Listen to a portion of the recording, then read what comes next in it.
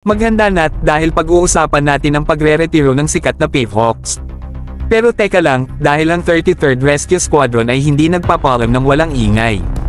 Ini-honor nila ang HH-60G Pavehawk sa pamamagitan ng isang formation flight sa Okinawa na nagtatampok ng kanilang alamat mula noong 90s. Pero wait, may twist sa kwentong ito sa langit. Ano kaya kung ang Philippine Air Force ang kumuha sa mga retiradong HH-60G Pavehawks para sa kanilang sarili? Oo, malinaw na tulad ng langit ang mga benefits nito. Una sa lahat, pag-usapan natin ang kakayahan. Ang mga HH-60G Pavehawks na ito ay hindi lang basta-basta sila ang epitome ng search and rescue prowess. Naka-equip sila ng pinakabagong teknolohiya at tested na performance, sila ang mga winged superheroes ng langit, handang dumating at magligtas sa anumang oras.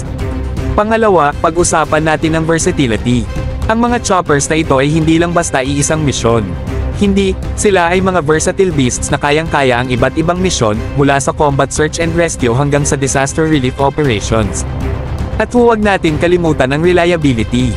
Sa mga misyon na needle iligtas ng buhay, kailangan mo ng mga aircraft na mapagkakatiwalaan. At ito ang daladala ng mga HH-60G Pavehawks. Sa kanilang proven track record at rugged design, sila ang ultimate lifeline para sa ating mga tapang na sundalo.